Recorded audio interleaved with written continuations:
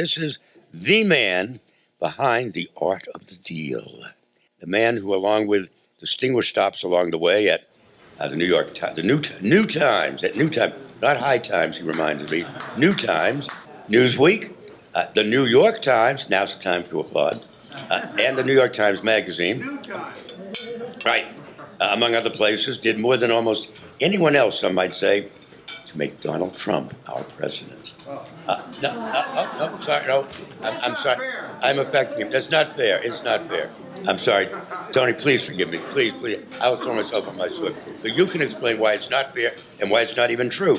But he has lots to say about that experience and its aftermath and how it has affected him, which may be even the most interesting things that he has perhaps never really explored deeply, the psychology of Tony Schwartz. So, don't throw anybody, because he does have so many admirable attributes. So I give you the Tony Schwartz.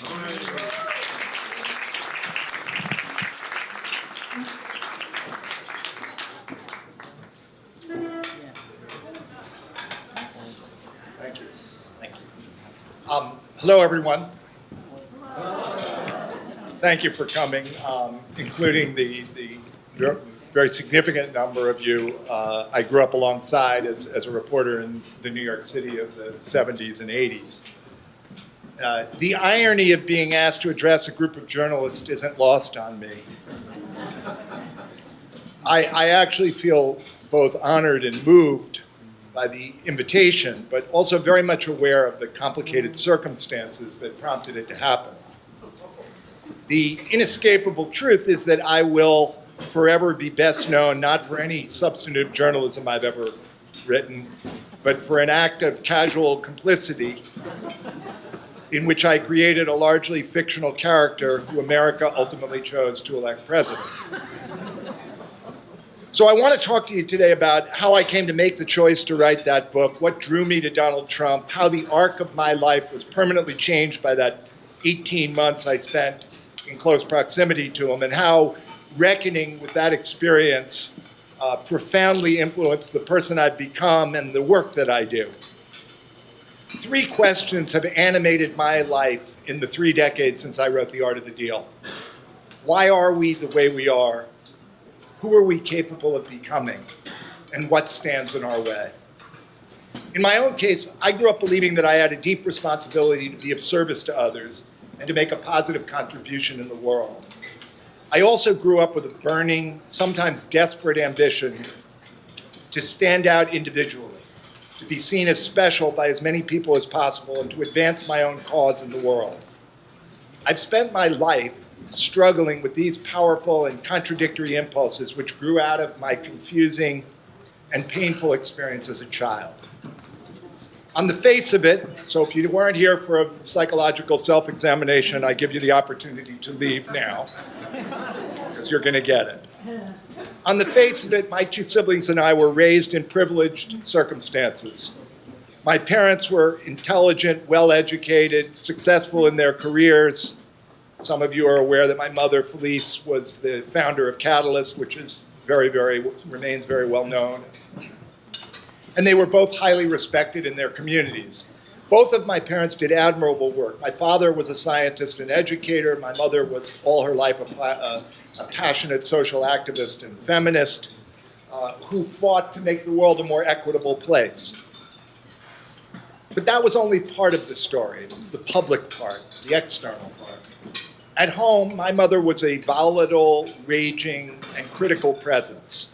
Only much later in life did I come to understand that she was actually mentally ill and that I was not to blame, and that her punishing behavior was the legacy of having grown up with a volatile, raging, and critical mother of her own and a neglectful father. My own father was a kind and gentle man, but also passive and rarely present, and he had neither the insight nor the strength to protect me or my 2 siblings. He was as awed and frightened by my mother as my 2 siblings and I were. I was mesmerized by my mother's conviction, her certainty, and her ability to make things happen. And I was simultaneously terrified by her anger and her judgment.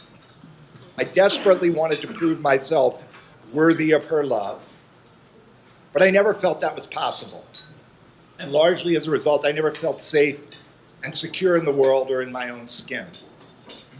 To feel good enough, to feel valued and valuable, is our most fundamental need after food and shelter. Instead, I grew up burdened by a sense of inadequacy and a bottomless hunger to prove my value by way of visible external accomplishments.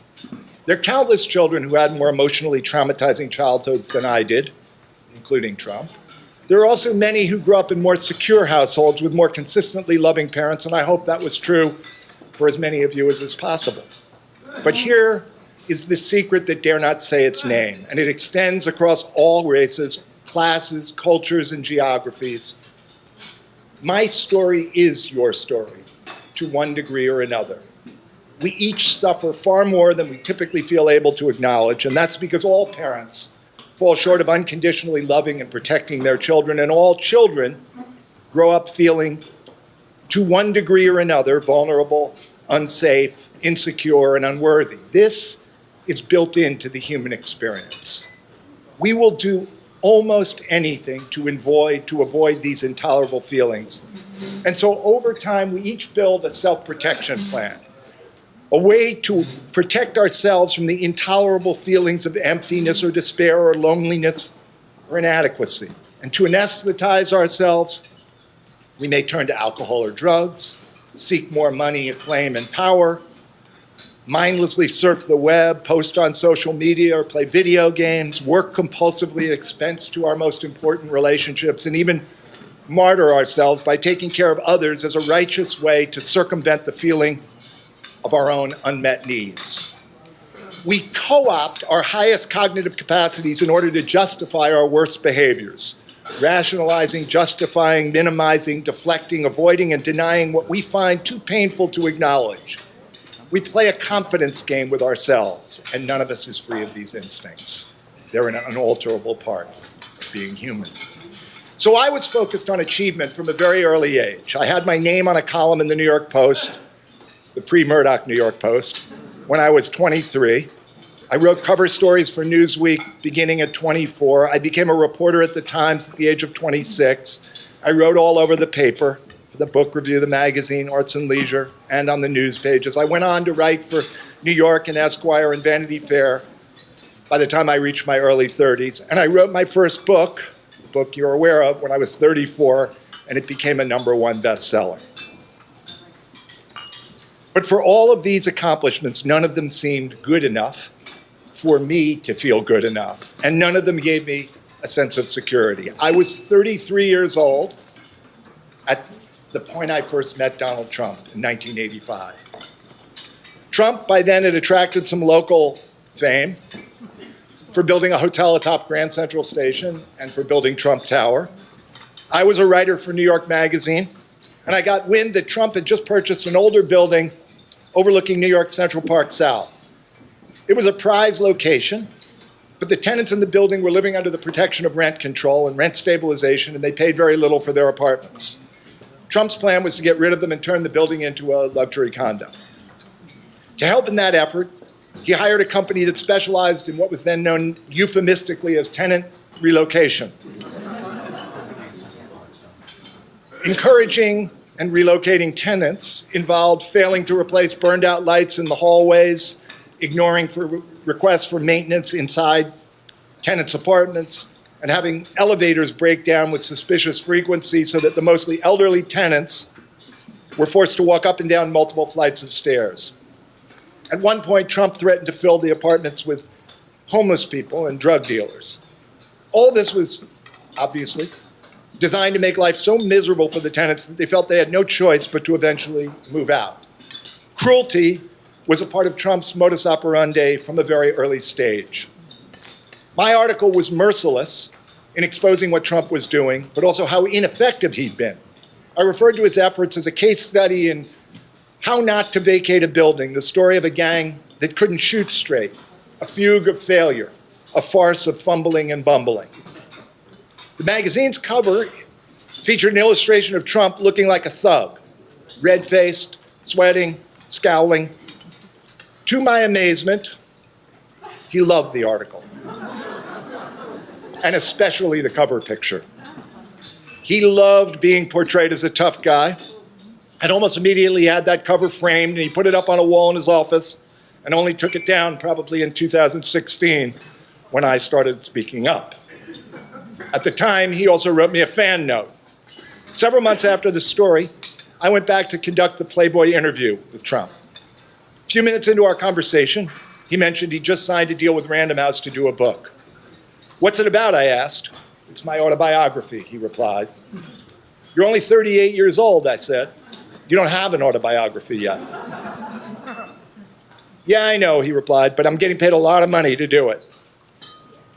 "Well, if I were you, and you were determined to do your autobiography," I said, "I think people would be a lot more interested in the deals you've made than your story. I'd call the book The Art of the Deal." The title literally had just popped into my head. "I like that," Trump said without missing a beat. "You want to write the book?" Talk about a moment. It all happened suddenly and totally unexpectedly, but in suggesting that title in that moment, I guess I was silently hoping he would find it intriguing. It was complicated. I already knew that Trump was a bad actor from my previous article. There was nothing that I found admirable or redeeming about him, even then. On the other hand, and although I wouldn't have acknowledged this at the time, and especially not to my journalistic colleagues, I was in some ways dazzled by the swaggering, renegade, unapologetic, over-the-top way that Trump lived. I debated with myself for several days, discussed the decision with my wife, with friends, with several colleagues. I don't remember any of them counseling me against doing the book. At the same time, I was aware that most of the journalists I knew and admired would not have agreed to work with Trump. And I suspect I didn't ask the ones who would have urged me not to do it. In the end, of course, I said yes. I summoned up what the writer Jonathan Haidt has called our inner lawyer to make the best possible case for me and to omit, minimize, or disparage the arguments not to do it. So my inner lawyer pointed out to me that my wife and I had a young child, a second about to arrive, and a mortgage we were struggling to pay with the modest salaries we earned as journalists. That I know you can appreciate. Writing Trump's book, my inner lawyer helpfully added, would give my family some financial security and potentially free me to write whatever book I wanted to write next. And how bad could it be to spend a year writing a book for a big-mouth real estate developer? It wasn't as if anyone took him seriously. But here is the simpler truth. To write that book, I pushed aside my concerns about the kind of man Trump was, and more important, the kind of man I wanted to be. My mother, bless her, was appalled by my choice. She disdained any focus on making money, and she saw Trump as nothing more than a vulgar loudmouth. In hindsight, I can see that writing The Art of the Deal was a perverse declaration of independence from my mother. I was effectively sticking my finger in her eye. Once the contract was signed, I arranged to meet Trump on Saturday mornings at his apartment in Trump Tower. My plan was to interview him for 2 or 3 hours at a time until I gathered enough material to write the book. I imagined it would take several dozen meetings over the subsequent 6 months, and I told him that. It didn't take long to realize I was kidding myself. In our very first interview, Trump got impatient within 3 minutes answering my questions. It was nearly impossible to keep him focused on any topic for more than a few minutes. He had, as you well know, a stunningly short attention span and virtually no capacity to reflect on his past. So after a half dozen frustrating interview sessions, it became clear I wasn't going to get a book's worth of material by interviewing Trump. Feeling stymied, I decided to simply show up at his office in the mornings and listen in on an extension to his phone calls. I don't remember asking him for permission. It was clear to me that if Trump could have had his way, the whole world would have been listening in on those phone calls. It was in the aftermath of those conversations that I began to see I couldn't take anything Trump told me at face value. To fill in the details on the deals I was listening to over the phone, I went to see the people he was talking to and with whom he made those deals. Almost invariably, they told me very different versions of the deals than Trump had told me, versions that were far less flattering to him. That made me uneasy, but my inner lawyer helpfully reminded me that this wasn't meant to be my version of the events, nor an objective account. This was Trump's version of the story, and my job was to tell it the best I could. More than any human being I have ever met, and you will ever meet, Trump has the ability to convince himself that whatever he's saying at any given moment is true, or sort of true, or at least ought to be true. As we all know now, lying is second nature to Trump, just one more way to gain advantage. For him, facts are whatever he deems them to be on any given day. When he's challenged, as he demonstrated again last week in the fight over the wall, he simply doubles down, utterly unfazed by the fact that what he's just said is demonstrably false. This is what makes Trump most dangerous. He lacks a conscience. His inner lawyer can justify anything, including reinventing reality. During the campaign in 2016, I was asked what I would rename The Art of the Deal if I had it to do over again. At the time, I wrestled with the answer to that question, and I came up with the title The Sociopath. But back when I was doing the book, I wrestled with how to tell these stories that I knew were full of inaccuracies. And eventually I came up with one sentence I'm sure all or most of you have heard, aimed at covering all potential untruths. It was this: people want to believe that something is the biggest and the greatest and the most spectacular. It's called truthful hyperbole. It's an innocent form of exaggeration and a very effective form of promotion. Trump loved that phrase. But of course, there was nothing innocent about it. It was a sleight of hand, a trumped-up euphemism for deceit. What I did so effectively in The Art of the Deal, I'm ashamed to say, was misuse my skill as a writer to refashion Donald Trump's bullying, cynicism, and one-dimensionality into a voice that was perceived by readers as boyish, ingenuous, and brashly charming. In the end, I created a character far more winning than Trump, the real Trump. And as I've reflected back, I now see that I shared some of Trump's neediness and hunger for affirmation. And I strongly suspect that he sensed this too, even if he couldn't articulate it, and that it made him more comfortable with me. For my part, observing those distasteful qualities in such an exaggerated version in Trump allowed me to feel more righteous about disowning them in myself. The qualities we find most repellent in others are often those we find it intolerable to see in ourselves. The ultimate motive for seeking extraordinary success, power, or fame, the psychologist Sue Bloland has written, is to make sure that our feared rejection, born in childhood, never happens. We want to believe that if we ourselves could just secure enough recognition and approval from the outside world, if we could feel sufficiently admired, we would be healed and our self-esteem secured. But no matter how great the success, the original narcissistic wound remains unhealed. Now, Bloland happens to be the daughter of the revered psychoanalyst Erik Erikson. Her insights grew out of observing the vast gulf between her father's enormous external success and his deep insecurity. This phenomenon is especially common, I believe, among men who've grown up with the pernicious cultural expectation that to be a real man, you must project an image of strength, toughness, and invulnerability. To experience oneself as weak or tender or vulnerable can feel shameful.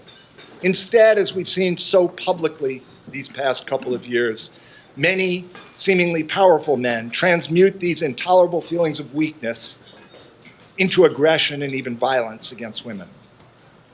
As president, Trump has more direct access than almost any human being alive to the power, attention, and even the adulation he so craves. But that's the equivalent of saying that a heroin addict has kicked the problem as soon as he has free and continuous access to the drug. In reality, any drug provides diminishing returns over time, and the addict must keep upping the dose in a fruitless effort to achieve the same high. and the same buffer from pain that the drug was meant to provide in the first place. Now, Trump grew up with a very powerful and brutal father and an overpowered and neglectful mother who didn't protect him or even pay much attention to him. I viscerally understand that dynamic, as you may guess, although the roles were reversed with my own parents. In Trump's case, he deduced that in order to survive, he had to go to war with the world. It was a binary choice. He either dominated or he submitted. He either created fear or he succumbed to fear, as his older alcoholic brother did.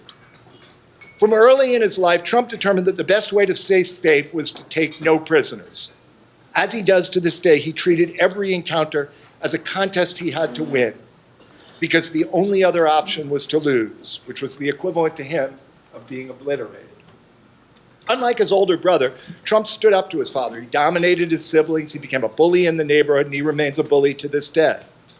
Trump's pain, though, was so overwhelming and intolerable that he pushed it out of his consciousness, even as it took a deep toll on him and a toll that he has gone on to inflict on all of us. Win or lose, dominate or submit. This perspective remains the heart of Trump's internal narrative, the story he tells himself about who he is. When he looks out today, even as the President of the United States and the leader of the free world, he sees a jungle filled with predators that he must defeat in order to survive himself. This is why I believe he identifies so closely, so strongly, and admires autocrats like Putin and Kim Jong-un, who seem to have an invulnerability he knows he does not. Because Trump has spent his adult life avoiding self-reflection, the influence of his early experience is almost completely opaque to him. He has said that he is essentially the same person today at 72 that he was at 7. And this is one of the very few accurate insights he has ever had about himself.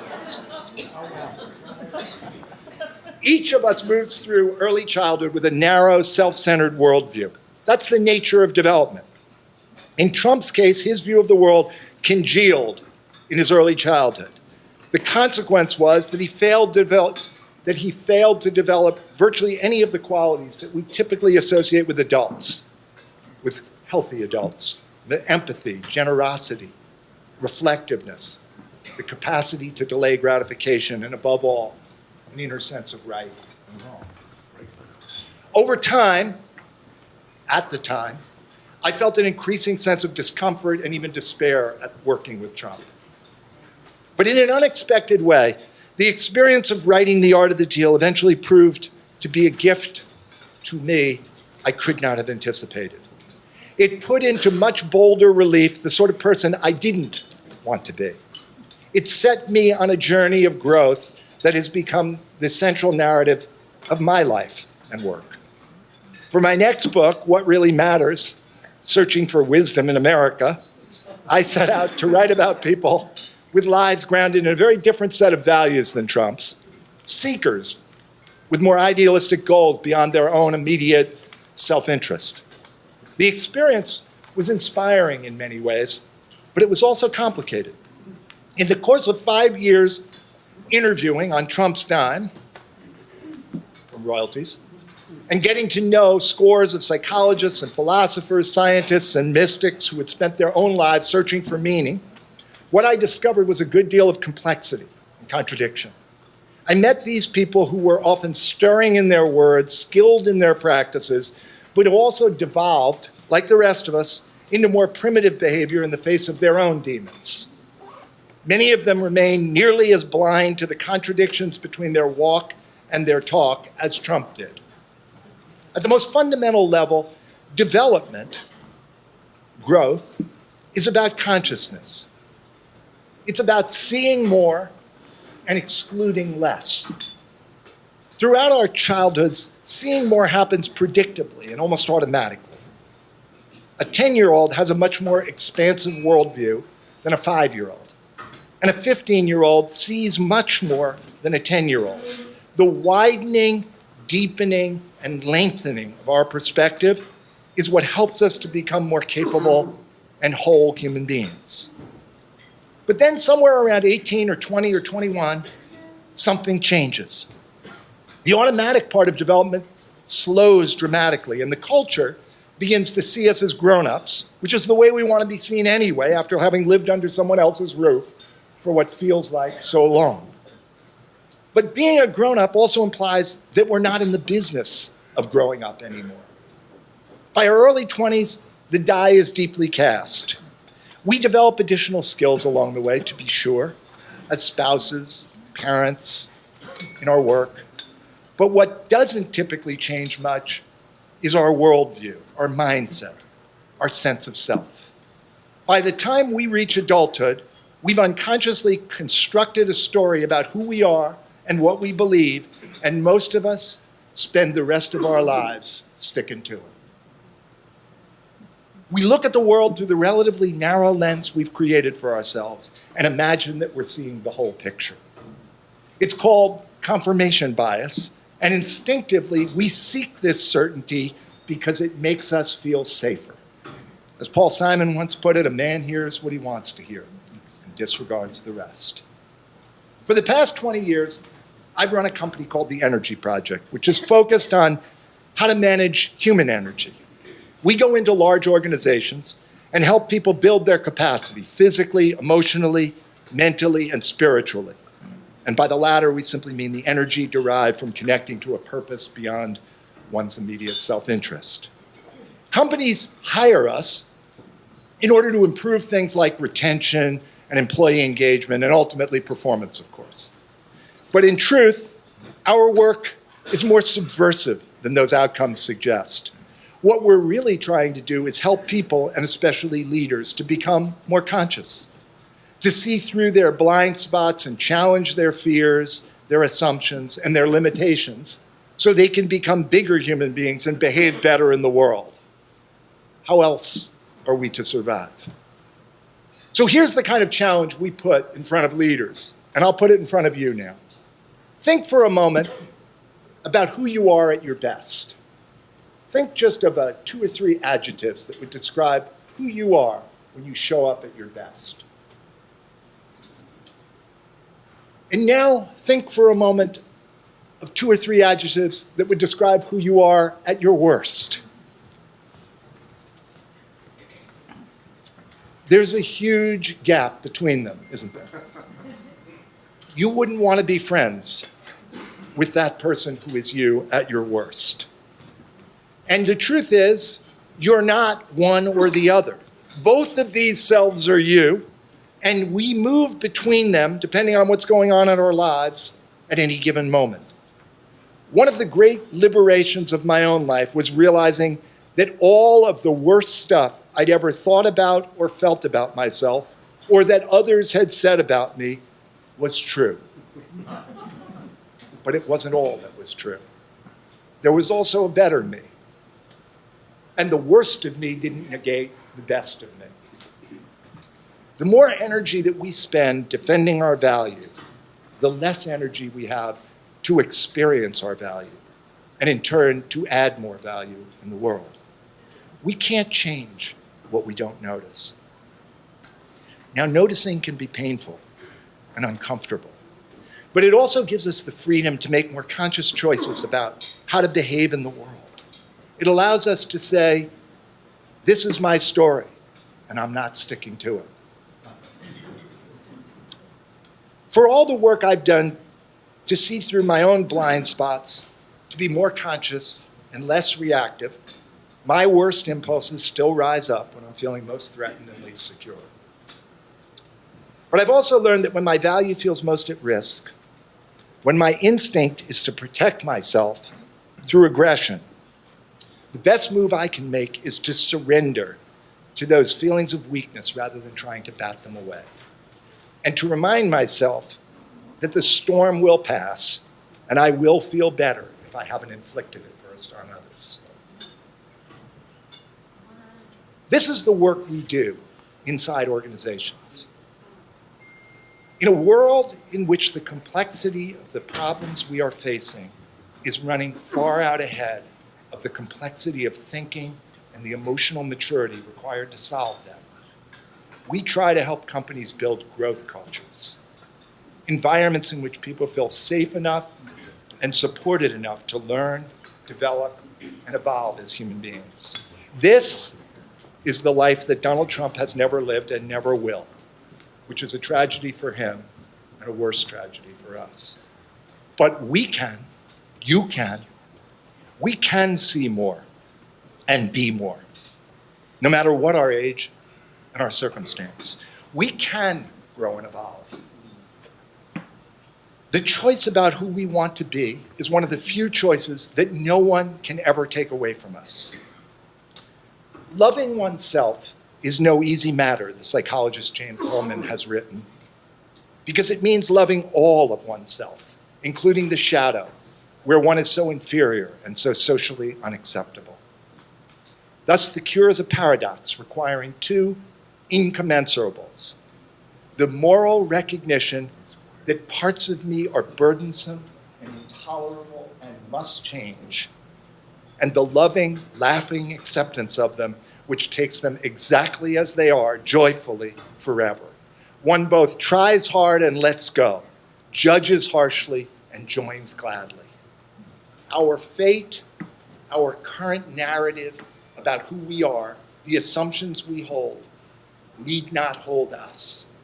The stories we tell ourselves are not immutable facts. We can behave better in any given moment. At the end of Tony Kushner's Angels in America, the character Pryor reflects on the horrific wave of death caused by AIDS and the gay community's horrifying challenge in the face of so much loss. What he says feels to me poignantly relevant to the challenges we face today in the era of Trump. The world only spins forward, Pryor explains. We will be citizens. The time has come. Bye-bye now. You are fabulous creatures, each and every one, and I bless you. More life. The great work begins. So bless you too. More life. The great work begins. Thank you.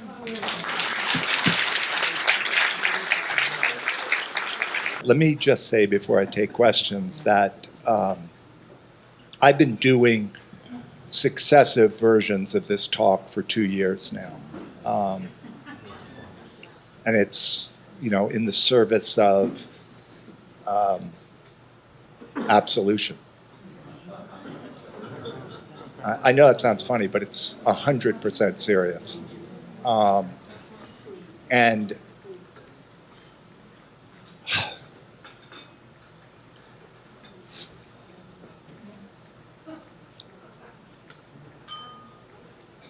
I struggle with my composure.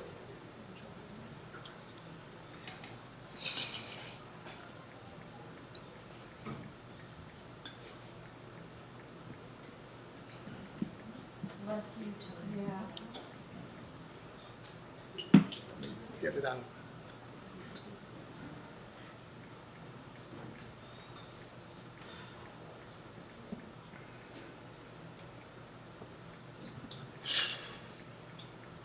Because I'm doing it. Because I carry so much shame about what I did. And this audience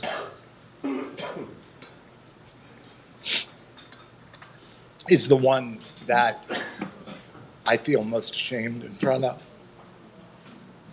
So I just wanted to say that. Thank you for your remarkable talk.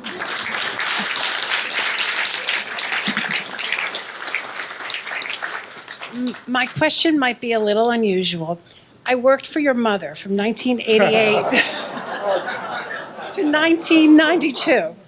And of course, I don't know about any years before 1988 or being in her household, but I will share a story she would tell her then about 40-person, mostly women staff, and that the organization still exists, by the way. It's about 60 years old. She was definitely a visionary ahead of her time. We will agree on that. And she would quote a big number, which was an even bigger number then, but it's still a big number today, and say that that was what you turned down to write a second book with or about Donald Trump. And she was very proud of you for that, if I may say that. And I would just wonder if you could care to comment on any aspect of that story. Yeah, it's interesting. Believe me, I remember that story. I remember calling my mother. It's interesting. I remember calling my mother. I was walking in the park with Trump, who wanted me to write the second book. And it's actually, I think, the only time he may have walked freely in Central Park ever. You know, he was not a big walker. And we were talking about this, and he said to me, by the way, I was doing it for my own entertainment. I had zero intention of writing that book. He could have offered me $50 million, and I would have said no. But I wanted to see what he would do, because we were walking after the book was already #1, and he'd already gotten an advance on the next book of $2.5 million. And I was just interested, was he going to offer me the same, which would have been half? We split the royalties of the first book. And you can imagine, of course, he didn't. But he offered, I think he offered me $850,000. That's my memory. And look, Your mother said more. it could have been. It could have been. It could have been. It wasn't way more. It could have been $1 million. Whatever. I mean, listen. You know, you didn't grow up being Jeff Bezos, so $1 million I would assume is meaningful to most of you. You know, I got a great kick out of saying no. In fact, I remember what I said, which was, Donald, I'm like the guy who came to the end of the season in the 7th game of the World Series. I'm in the final inning. The bases are loaded. We're down 3 runs. And I hit a freaking grand slam. And now you are going to suggest that I take a salary cut for next season. Ain't going to happen. But I do remember calling my mother and telling her this, and it is a searing memory that she actually was very dismissive of it. You shouldn't have done one. You shouldn't have done the first one, is what I remember her saying. So it's really nice to know that to others, she was proud. Tony, over here. Yes. Tony, no, over here. Yes. Given your focus on the psychology of the person who's become president and your own psychology, are you of the belief that presidential candidates should sort of be officially psychoanalyzed so that we all understand that? And then also, I'm very curious to know if your company ever approached the White House to offer its services, either you or a member of your staff. Well, I think we could all assume that our services would not be welcomed by the current White House.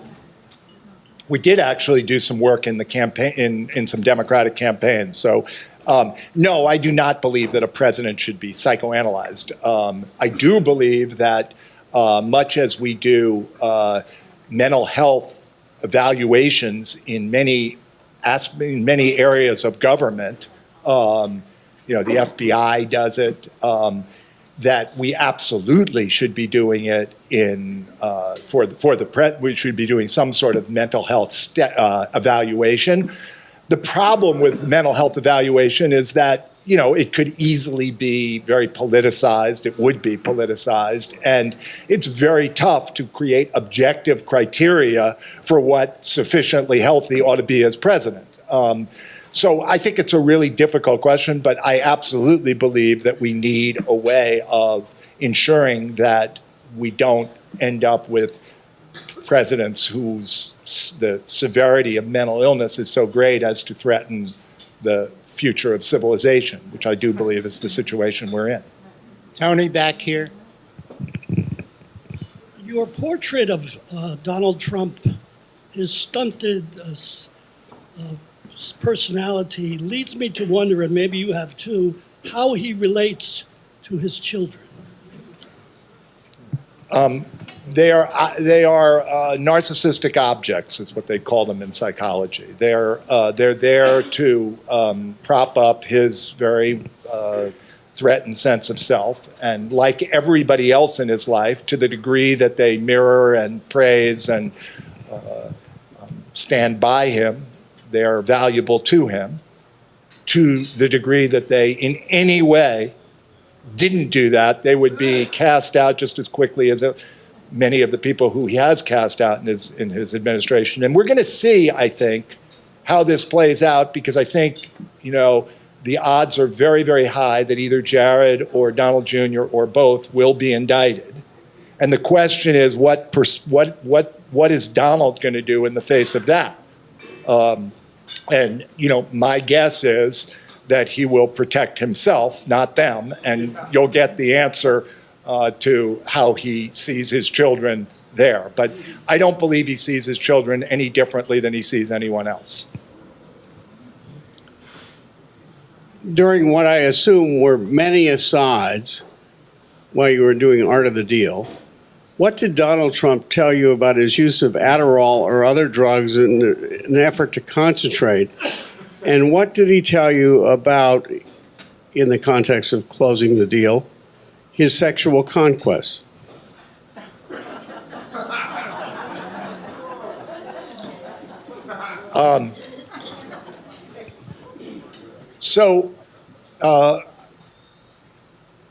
I don't believe Donald Trump necessarily has ever taken Adderall or any other Ritalin or any other drug. And the reason I say that is, if he has, they've failed miserably. Yeah. I mean, seriously. He has no evidence there's no evidence that even if he were taking the drug that he's able to focus and concentrate in any. Was he snorting when you interviewed him? No, not at all. And believe me, I'm not unwilling to say it, as you can see, if he were. But no, he wasn't. As to sexual conquests, he was a typical male of that era who had that power, so he would always be talking about, that piece of ass, or, the kind of things you would expect to hear in a locker room maybe even today, but certainly in the 70s and 80s. He was having an affair while I was writing the book with Marla Maples. And the interesting thing about that is that I didn't know. Even though she was very much in his life, he kept that secret.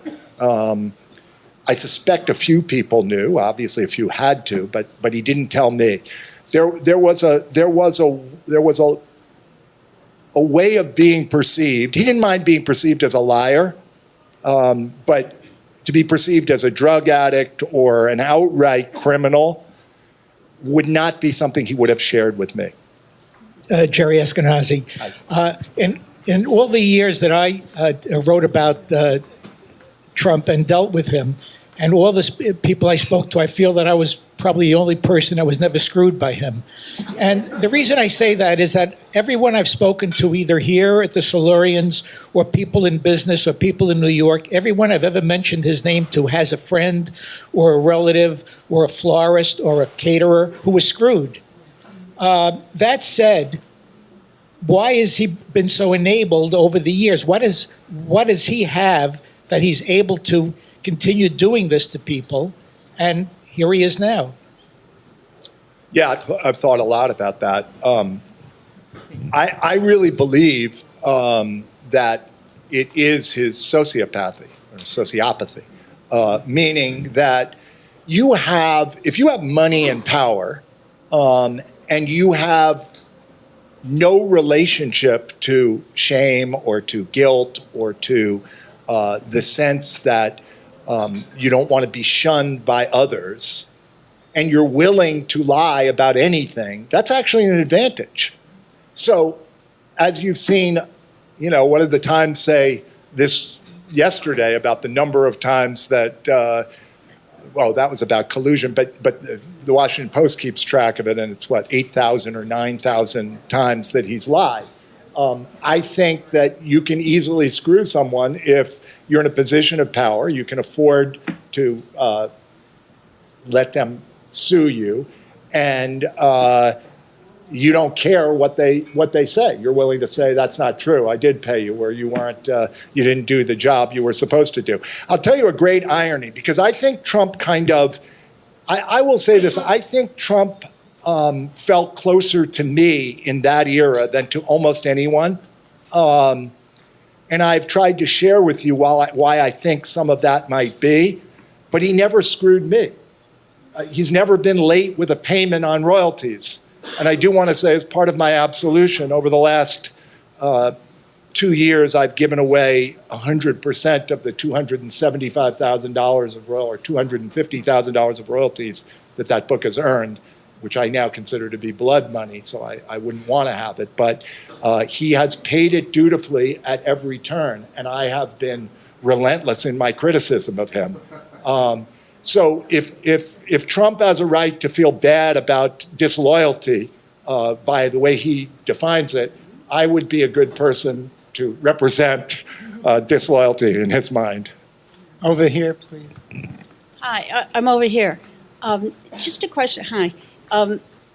Going forward, sort of looking forward into the administration, just from your insights of having been around him, what's your assessment of what we may expect in the next year or so, especially now that he's gotten some resistance with the Democratic House that's standing firm against him, or at the moment standing firm against him, or providing some opposition.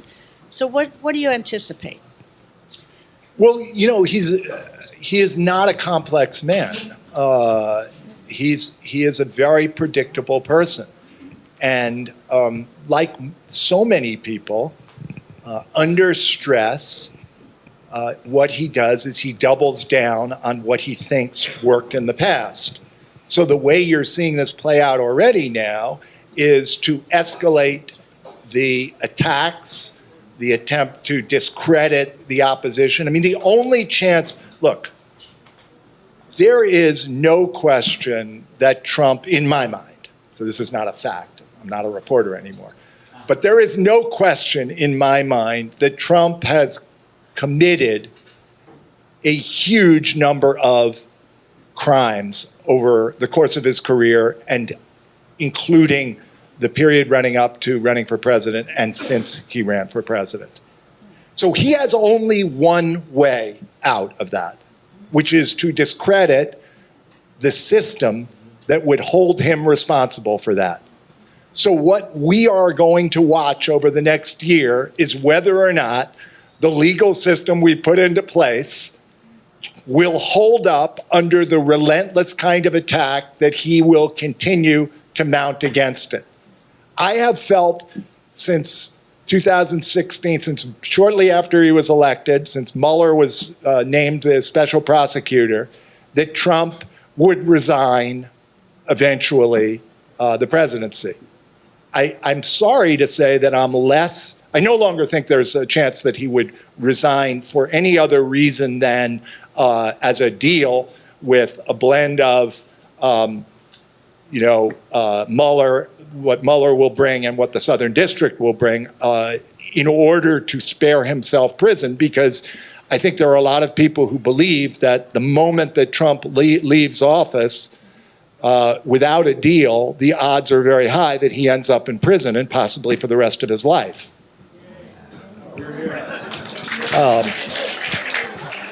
So what I expect you to see is a war, and we're already seeing it, and it will escalate.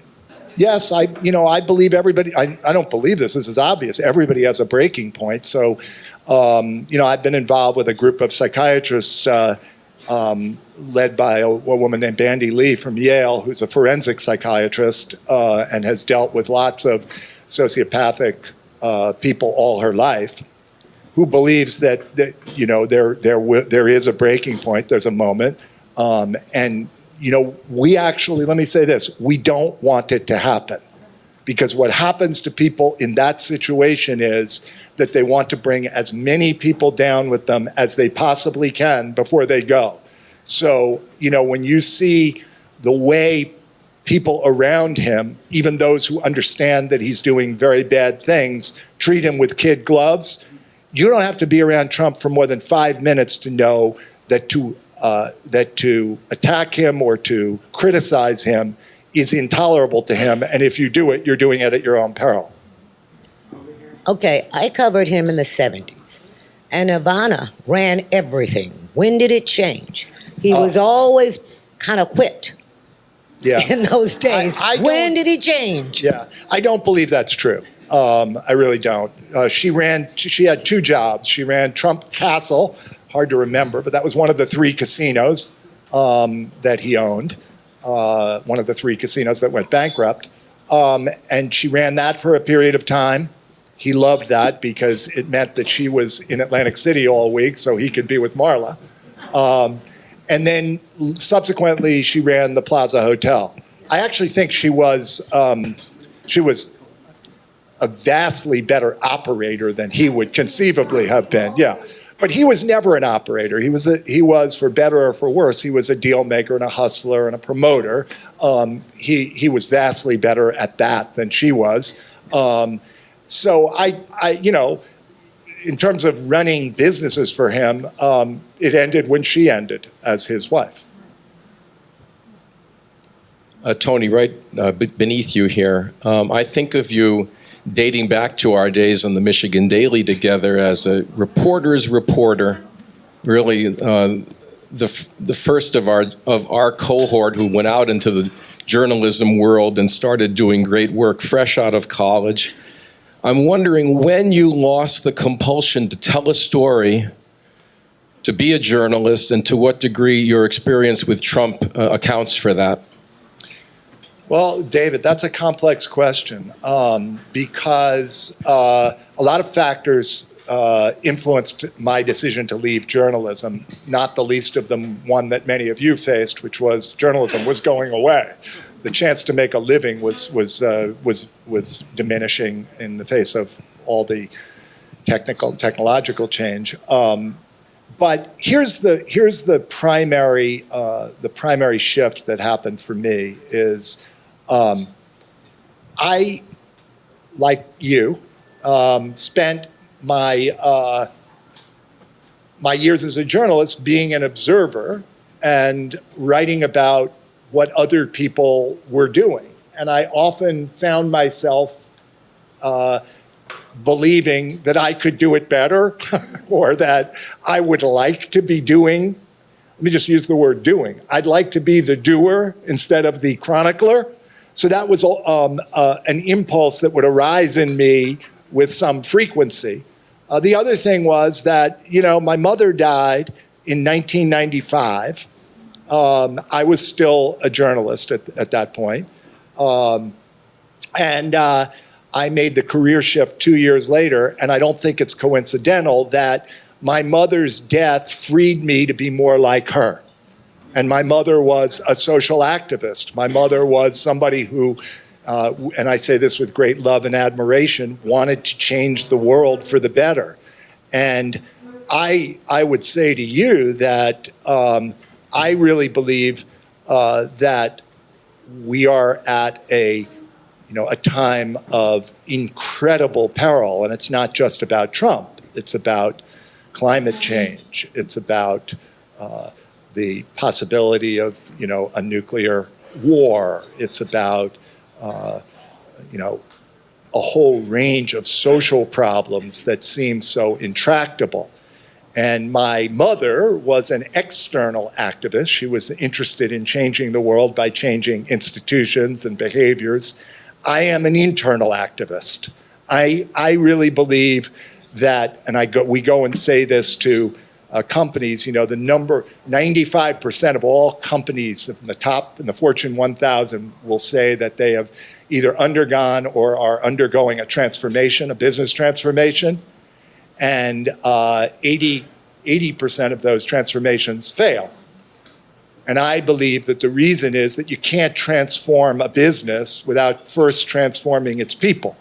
And the idea of being in, a lot of you are with me and getting older, the idea of being involved in work in which every day I feel that I'm doing what is my own highest and best use to try to save the planet, gives my life a sense of meaning and richness that for all the times I liked and loved journalism doesn't compare, it's incomparable. The experience of being involved in trying to help human beings transform, I can't beat it.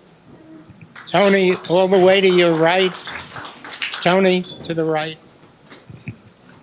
Hello, I'm Eileen Barth, and I reviewed The Art of the Deal.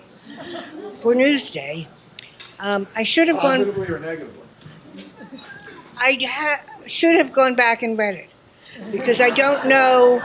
Really, I have no memory of exactly what I said, but I remember very clearly what I thought, and I also was very well aware of the conditions that this kind of book is written under. And what I thought was that Trump was awful, and that you were trying to write a balanced view of somebody who was totally awful. And there was no doubt in my mind that in any way he was an admirable person. After reading your book, which, by the way, I was assigned to review, I would not have chosen this.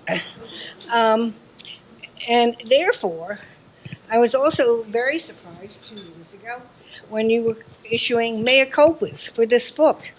I thought, he doesn't have that much to apologize for, but I am cynical too. And I also thought, why is he thrusting himself again in the public eye over the name Trump? That the beneficiary was as much you as he in that reawakening of it. But I don't know if anybody here agrees or disagrees or read that book, but I don't think any discerning reader would have found Trump in any way an admirable or even very intelligent individual. I assume there wasn't a question contained in that. Tony, does that make you feel better? I don't have a rejoinder for that one. Tony, I first want to say that your sense of remorse for writing a book about Trump is probably shared by much of the journalistic world, because we all did stories, myself included, that took this outrageous, flamboyant character without looking too closely at who he really was. And so I just want you to know that. But my question for you is, how has he managed to be so successful without blowing the family fortune? Well, first of all, it's not clear that he's increased the family fortune. I mean, that's a really important point. He inherited $400 million. It is not clear that he is worth $400 million today. And he inherited that money 30 years ago, and through the magic of compound interest, he should be worth many billions of dollars. I am nearly certain he is not that. So I think he actually has probably done a pretty terrible job of protecting or increasing that family fortune. 2 more questions. Hi. Okay, take it back. A lot more questions. Yes, Tony. I heard you talk about confirmation bias, which explained to me when I read a story about it why people were still supporting this man when he ran for president. But the Republican Party is supporting 90% of the Republican Party is still supporting him. What is you can't say that confirmation bias is what's happening here. What is happening? Yeah, I mean, I wish there were a clear and simple answer to that question. I mean, listen, he is not the first autocrat, because he's an autocrat, even if he still is operating inside a democracy. He's not the first autocrat by any means who has managed to mesmerize a population. And I think at the deepest level, I think there are certain qualities that Trump has that people find reassuring, which is that they think he's tough and strong and will protect them, even if that's insane. But I do believe there's a significant percentage, probably a third of the country, who believe that. You know, when Nixon resigned, his popularity even then was still at 30 or 35%. It was quite clear that he'd done things that were illegal. But I think what it really is a reflection of is a perverse form of response to the failure of capitalism. in this era, which is to say, any strength overused eventually becomes a liability. Honesty overused becomes cruelty. Confidence overused becomes arrogance. Courage overused becomes recklessness. Capitalism overused becomes 99% of the wealth concentrated in a tiny percentage of the people. And that's where we are. That's just a reality, and that is factual, that a tiny percentage of the people now control most of the money, and we are in true trickle-down economics, and every one of us, I think, at least almost every one of us in this room, are on the wrong side of that equation. And I think the bitterness, the rage, the powerlessness, the hopelessness that people feel, a third of those who are feeling it have vested their hopes in Donald Trump to save them from this outcome. So I think that's the explanation for me. Hi, good seeing you. I'm Suzanne Charlet. We work Hello. together. My God, there's a New Times alumnus. Good seeing you again. You look the same. Oh, yeah, thank you. I know. Get to the point. You got to the point. My question is back to your book. This is pretty embarrassing. Probably. Okay. It will Back not to the happen art again. of the deal. Why, if Donald doesn't like anyone who has criticized him, why did he choose you to write his book if you had just written this awful story about him? Because he didn't perceive it that way. And just, what? The question was, why did he ask him to write the book if Tony had written a tough story about him? You know, I think he's always been good at co-opting his opponents, or less so today, but historically he was. I think he liked that piece. I think he didn't, if you're a sociopath and somebody says you are lying, you don't necessarily consider that bad. And at that time, it wasn't as if he got massive coverage in the press every day. That piece was a cover piece with him a picture of him looking a way that he wanted to be perceived. I think he thought it was a win. Going back to what is it that Donald Trump has over the Republicans, and do you not think that it is hugely significant that it is fear, that he has a stranglehold over right-wing media, and the right-wing media is now so incredibly pervasive. It is not just the radio talk that's on when the truckers are listening. It is all of this all-night stuff on Fox, and these columnists who now also, and the Russians who are bandying it about even further. It's the ability to reach and amplify the words that will guarantee that any Republican that goes up against him is going to lose their seat in a primary. I mean, clearly he's got a stranglehold on the Republicans. That's clear.